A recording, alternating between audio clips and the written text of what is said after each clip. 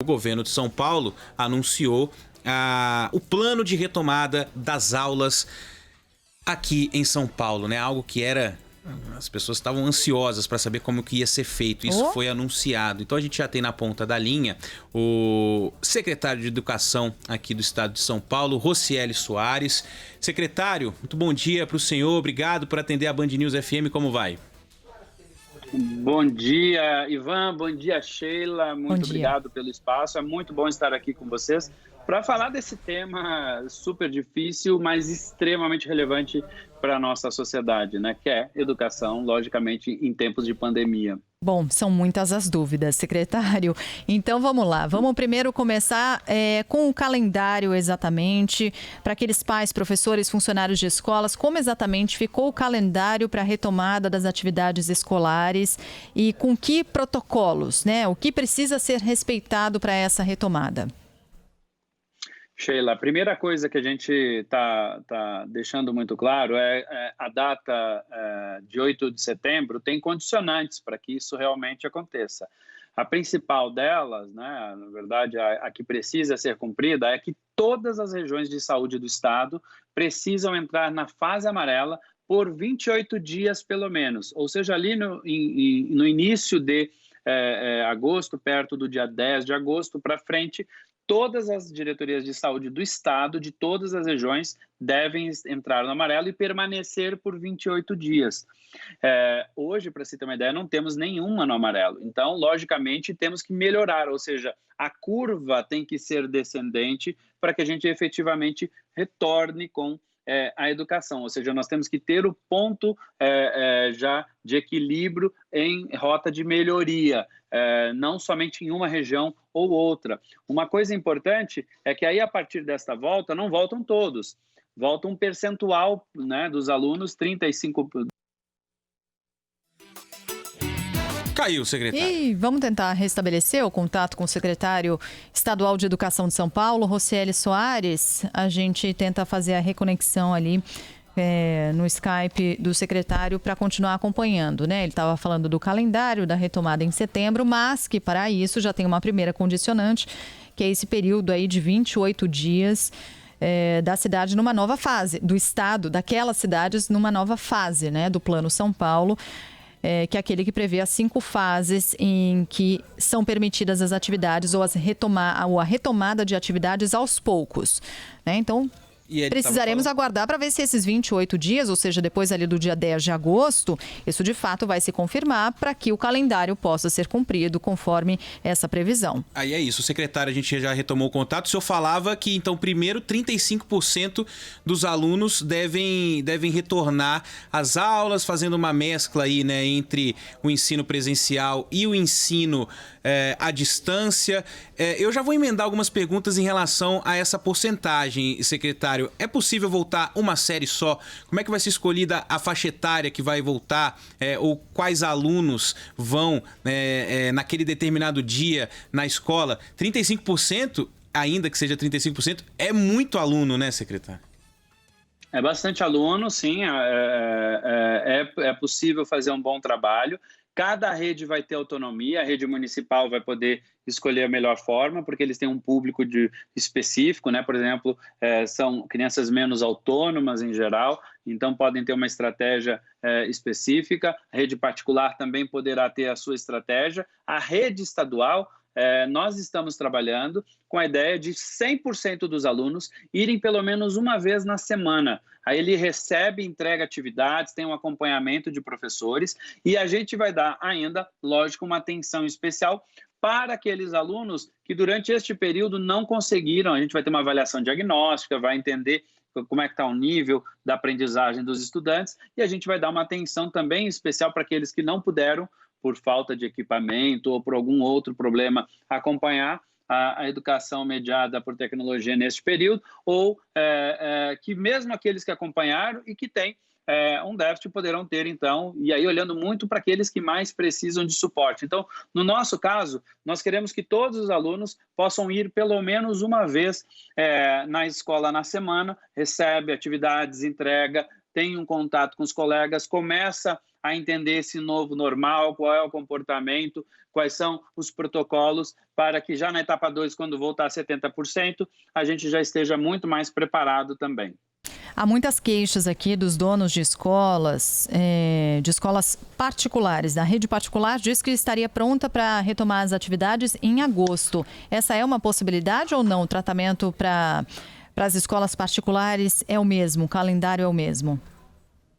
O calendário é o mesmo, cumprindo esses requisitos estabelecidos pela área da saúde, né, de permanecer no amarelo por 28 dias. Logicamente, aí o calendário a partir do dia 8, a escola ou a rede municipal pode dizer, não vou voltar no dia 8 aqui na minha rede, eu vou voltar um pouquinho mais para frente. Isso eles poderão fazer. Retornar antes, não, e a gente está falando de um retorno completo. Assim como quando a gente parou todos lá em março, nós também temos que falar de um retorno completo. A gente entende a agonia, as dificuldades que a rede privada está passando, especialmente aí com alunos deixando as escolas por questão econômica, enfim, a gente entende todo esse processo e a gente está sempre buscando, sim, encontrar soluções para isso, mas não dá para passar por cima da segurança que a área da saúde precisa nos dar, se efetivamente já podemos colocar este público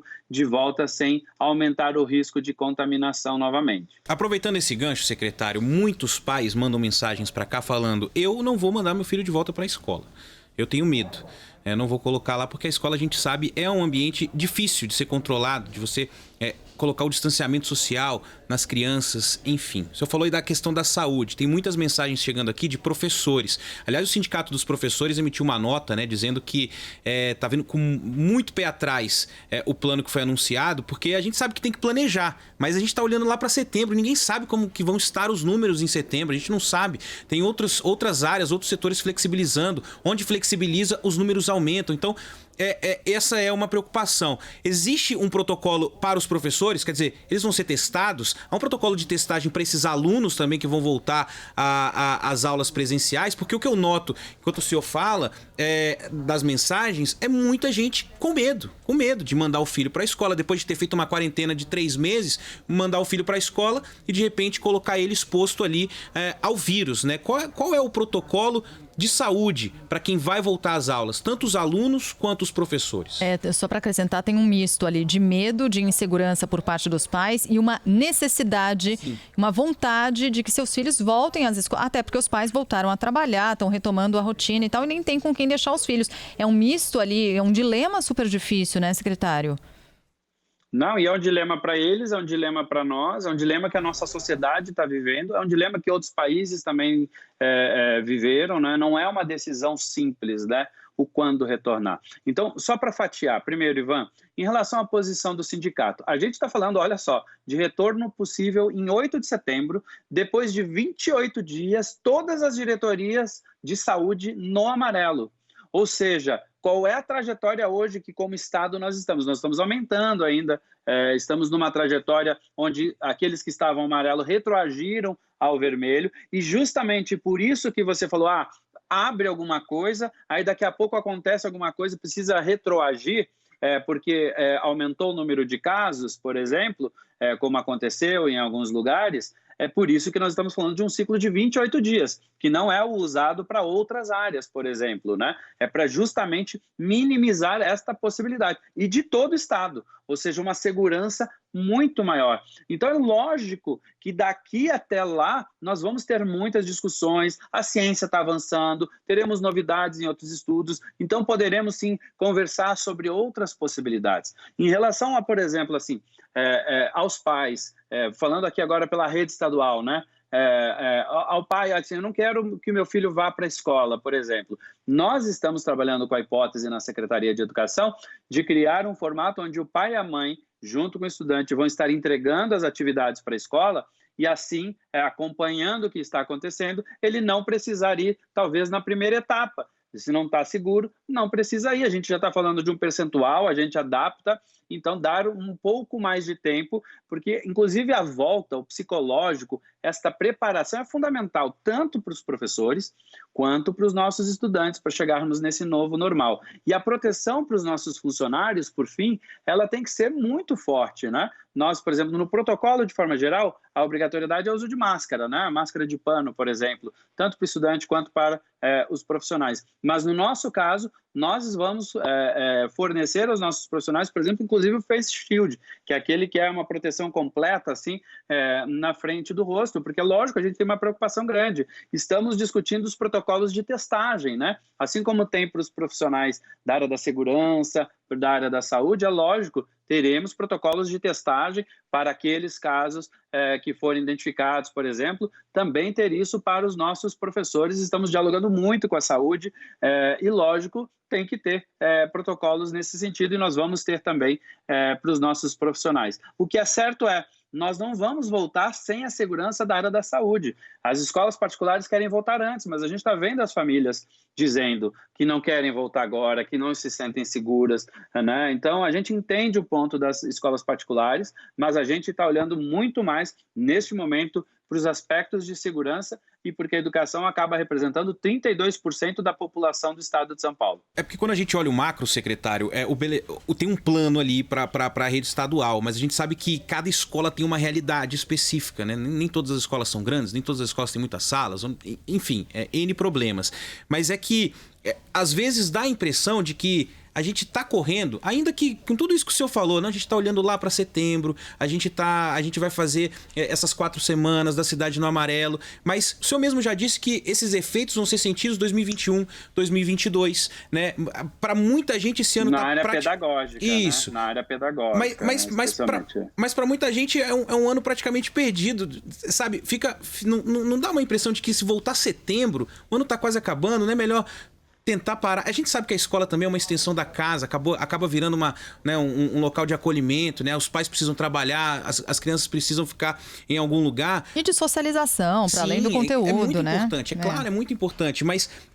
Especialmente desculpa, Ivan, mas especialmente pós-pandemia, né? Você imagina como é que tá a cabeça dessas crianças. Uma criança, a gente recebe muita mensagem de criança querendo voltar. A cabecinha de uma criança que não consegue entender o que é essa pandemia, que ela está proibida de sair de casa, que não consegue ver a professora que ela ama, ela não consegue ver o coleguinha. Todo esse movimento é muito importante de se retornar. Não é um ano perdido, não. Enfim, mas desculpa. Não, sim, era isso que eu... Mas era esse o posicionamento que eu queria ouvir do senhor, porque eu já li mensagens de ouvintes aqui, pais, falando isso, né? Poxa, a gente vai voltar em setembro para estudar outubro, novembro, dezembro, colocando em risco e tudo, mas eu entendi o posicionamento. Eu só queria que o senhor falasse de novo desse plano de testagem. Eu acho isso muito importante também para dar segurança, né? Não só para os alunos e para os professores, mas para os pais que vão mandar os alunos de volta às escolas, né? Esse plano, ele ainda está sendo estudado? Vai haver essa testagem em massa dos profissionais, secretário? Nós ainda estamos discutindo, nós dependemos, lógico, da Secretaria de Saúde, então a gente está num diálogo muito grande lá com o secretário Guerma, com a equipe da área da saúde. É um protocolo fundamental, né? Nós temos que ter, sim, o protocolo de testagem muito claro, né? De como é que a gente faz em todo o estado, né? Lembrando que nós temos aqui uma situação peculiar no caso da rede estadual, né? Eu não estou em um município, eu estou em todos os municípios, desde o menor ao maior, em todas as regiões do estado, em zona rural. Então, este processo, né, deve ser considerado. A gente está considerando, sim, a testagem, especialmente apresentou os primeiros sintomas, já pode ter o processo de testagem, mas a gente vai anunciar especificamente, como foi anunciado para outros profissionais também, certamente para os nossos, nós teremos esse protocolo. E só voltando ali em relação ainda ao ano, ao profissional, os professores estão fazendo um grande esforço, né, até estamos falando aí dos professores, dos profissionais, é importante salientar, e não é perdido, viu, o ano, Ivan, desculpa voltar nisso, mas é porque isso realmente é importante, né? Quando eu falo muito da recuperação, não é uma recuperação de um mês, certo? Mas um mês é fundamental, é importante. E vou já dar uma dimensão com o número de algo que aconteceu aqui no estado de São Paulo. Mas o nosso programa de recuperação vai até 2022. Agora, focar o que a gente está fazendo, mesmo com a educação à distância, que não é o ideal, né? O ideal é a sala de aula, é o professor, é o aluno na escola, é a convivência, tem esses processos todos. Então, é fundamental que a gente tenha, por exemplo, então, nesse momento, a clareza de que 3 meses fazem, por exemplo, uma diferença brutal na alfabetização, mesmo para o ano que vem. Nós estamos, nesse momento aqui, tentando preparar a melhor maneira possível, né? A palavra possível aqui é fundamental, né, neste contexto, e esses 3 meses é tempo bastante para que a professora alfabetizadora, por exemplo, ela possa avançar, não resolver tudo, porque ela vai ter 2021 até 2022 para recuperar. Na época do H1N1, Ivan, terminando aqui esta parte, o Estado de São Paulo ficou 2 ou 3 semanas paradas, né, com suspensão. A queda nos indicadores educacionais foram de 4 pontos, ou seja, apenas com 15 dias, um estudo que foi feito a posteriori, né? Você imagina este longo período. Então, qualquer prazo aqui é importante, sim, se tivermos a oportunidade. E muito mais do que o cognitivo, é também o socioemocional. É ter a companhia, é voltar, né? A gente sabe que tem casos de crianças que podem estar sendo até abusadas, né? E às vezes é a escola que vai apontar. Então, tudo isso, estou dando um exemplo aqui, né? São casos importantes de a gente, sim, começar a voltar. Se tivermos a oportunidade de fazer apenas 1 mês, que façamos esse 1 mês, mas isso não será perdido. Secretário, gostaria de ouvi-lo sobre o plano do chamado 4º ano, né? O senhor já falou aqui, para a gente voltar a termos práticos aqui, o senhor já falou sobre essa retomada com 35% dos estudantes em sala de aula e tem essa possibilidade, o projeto chamado 4º ano, criando um novo ano letivo, que seria voltado especificamente para aqueles estudantes que estão na reta final, que é o 3º ano do ensino médio, é isso? Essa faixa etária, são esses alunos que serão prioridade na retomada? Então, Sheila, é muito importante, né? O que a gente... Eu faço muitas lives com os professores dentro do aplicativo lá, converso muito com eles, sempre com bastante participação, e também fiz com alunos. E quando eu fui fazer com alunos, era engraçado, né? A discussão era muitos alunos dizendo, não quero perder meu ano, eu quero avançar, é o meu ano, é o meu sonho de ir para a universidade, de avançar, preciso disso, inclusive, para ajudar minha família e tal. E, de outro lado, tinha um grupo também dizendo, olha... Puxa, mas esse ano não está sendo legal, eu queria ter uma oportunidade de continuar estudando para eu poder me preparar melhor para o meu futuro, até para disputar melhor uma vaga na universidade e tudo mais. E lá na época da reforma do ensino médio, eu já tinha proposto a possibilidade do 4º ano optativo. Basicamente, neste caso, o que a gente vai fazer aqui é dizer o seguinte, olha, mesmo que você tenha terminado o ensino médio, se você fez esse ano e eu tiver vaga, sem comprometer, nós vamos dar a possibilidade de você participar e ter 1 ano a mais, caso você queira, considerando o que a gente está fazendo. Não é o ano perdido, sabe, Ivan? Porque isso acaba sendo um tema próximo, né? Mas para aquele que desejar e que tiver a vaga, logicamente, a gente dar a oportunidade é fundamental, especialmente para quem mais precisa no nosso estado. Acho que isso é uma possibilidade muito interessante, que foi muito bem aceita por um grupo de alunos. De novo, é optativo, né? Logicamente. Pelo que eu estou entendendo, secretário,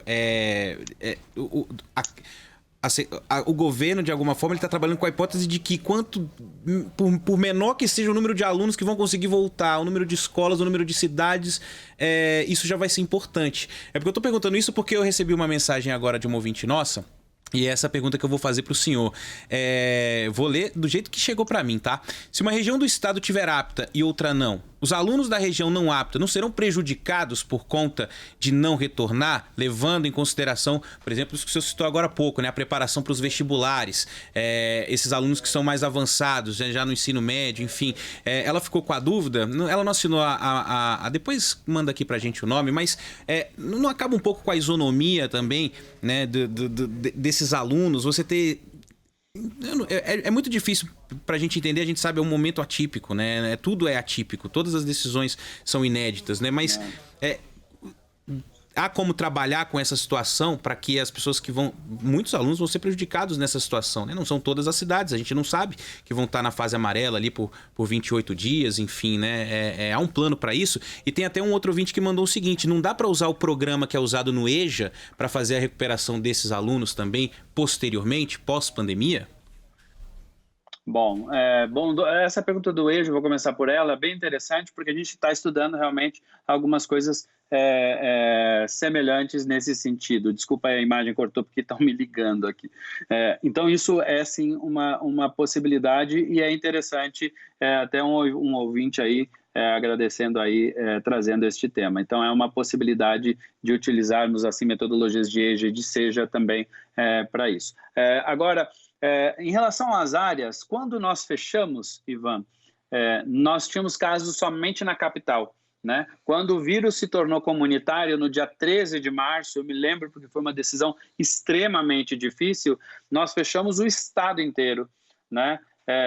Agora, na retomada, nós temos que voltar como estado inteiro, inclusive por uma questão de equidade. Se você for parar para pensar, então, por uma questão de equidade, por exemplo, posso voltar regionalizado e dar uma vantagem extra para essa região, sendo que a outra região que vai ficar mais para o fim agora, porque o vírus chegou mais tarde lá também. Então, tem uma série de outros pontos que são importantes serem considerados. Mas mais importante do que isso é a visão da área da saúde de ter uma segurança de que o conjunto do Estado está ok. Porque quando as escolas começarem a voltar, é o começo do fim do isolamento, né? Nós estamos falando de 32%. Nós estamos falando de muitas pessoas que estudam, saem de um município para estudar em outro, né? Esse cruzamento na educação, ele é gigantesco, né? Então, você pode trazer fatores. Um jovem que vai para a escola, outros estudos internacionais mostram que o cruzamento, não diretamente de pessoas, mas porque uma cruza com uma, que cruza com outra,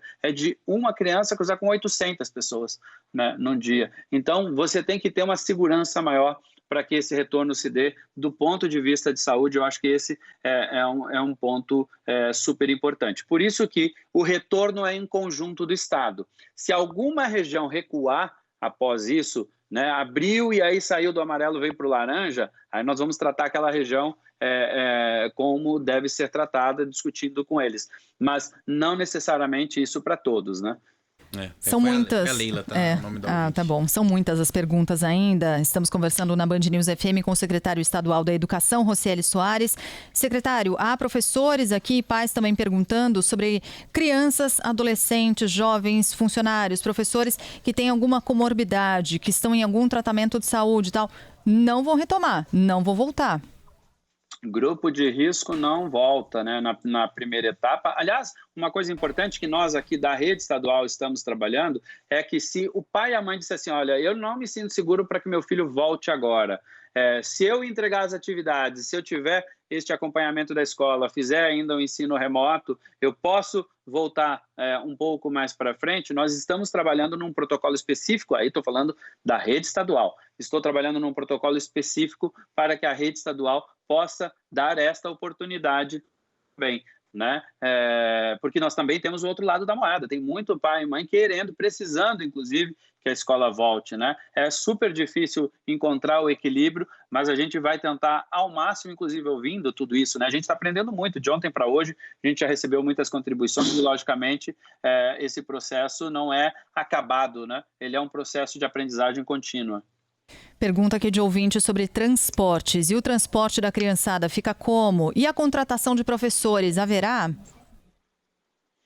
Então, vamos lá. Transporte escolar também temos protocolos específicos. Por exemplo, na primeira etapa, você tem limitações dentro do ônibus que vai ter que ter, por exemplo, não pode sentar dois um do lado do outro, tem que ter um senta aqui, o outro lá atrás na outra direção. Enfim, tem uma série de regras ali de protocolo para segurança. E aí, na etapa 2, vai se melhorando, porque aí a gente já está lá em 60% no verde, né? Ou seja, já estamos numa trajetória realmente de saída total já da pandemia, né? A trajetória é a melhor possível. Então, para o transporte também. E é por isso que também não dá para voltar todo mundo. Se aqui, por exemplo, na cidade de São Paulo, mesmo indo para o amarelo, a hora que você abre as escolas, você tem o transporte público muito mais lotado ainda. A educação tem um peso muito grande, por exemplo, na movimentação da cidade. Por isso que tem que ter esse olhar de forma geral e cuidadoso. Secretário, eu sei que o tempo é curto. Última pergunta mesmo. O ano letivo termina quando? Bom, nós estamos... Aí são duas coisas, né? Nós não temos, neste ano, tem uma exceção, para não se fazer a contagem dos 200 dias letivos, desde que eu cumpra os 800 horas, que podem ser, inclusive, parte delas com educação à distância, não só com a transmissão como a gente tem pelo Centro de Mídias do Estado de São Paulo ou pela televisão, mas por outras formas de trabalho com materiais que são enviados, enfim. 800 horas é necessário, pelo menos como está até hoje, que se cumpra. Então, dependerá do dia do retorno, de quantas horas a gente vai fazer. Nós estamos trabalhando para que o ano letivo vá até o último dia deste ano, ou seja, até 30, na verdade 30 ou 31 de dezembro, mas a gente só vai conseguir fechar a contabilidade disso, no caso da rede estadual, lá próximo da certeza do retorno de setembro e quantas horas vamos conseguir contabilizar. As perguntas são muitas, mas a gente precisa liberar o secretário Rocieli Soares, que tem vários compromissos, outras entrevistas. Já quero deixar aqui no ar o convite para que o senhor também nos dê outras entrevistas para responder os nossos ouvintes e esclarecer outras questões aqui. Não sem antes perguntar, o senhor está 100% recuperado? O senhor chegou a ficar internado na UTI, né, secretário, um tempo aí, por causa da Covid-19, né? Exatamente, Sheila. Eu nunca tinha ficado 2 dias num hospital na minha vida, fiquei 15 dias. Chegando aí para a UTI, foi um caso que piorei muito rapidamente e, graças a Deus, acertaram a medicação, consegui retornar. Hoje estou em prazo final de recuperação, ainda em isolamento, até metade da semana que vem. Muito melhor, estou conseguindo falar, mas só com atividades online e ainda num ritmo um pouco menor, porque ainda tem um prazo de recuperação. Inclusive, pelo que eu passei, Sheila e Ivan, não tem como, por exemplo, tudo que eu for olhar olhando, por exemplo, baseado também nessa experiência. Não dá para a gente fazer de qualquer jeito. A gente sabe que tem muitas ponderações, muitas preocupações, né, de todos os tipos, né? Não dá para a gente fazer nada sem que a saúde nos dê o ok, sem que a gente tenha um posicionamento e uma melhora muito clara para que a educação possa voltar. Inclusive, esse depoimento pessoal, eu digo para vocês, meu compromisso sim, com a segurança dos nossos profissionais, dos nossos estudantes, da nossa sociedade. Muito bem. Secretário Rocieli Soares, secretário da Educação aqui de São Paulo, obrigada pela entrevista. Até uma próxima. Muito obrigado, Sheila. Obrigado, Ivan, e a todos. Estou à disposição para a gente retornar, sim, e voltar a falar aqui de educação. A gente sabe que tem muitas dúvidas e a gente está à disposição. Grande abraço. Um abraço, bom dia. Abraço.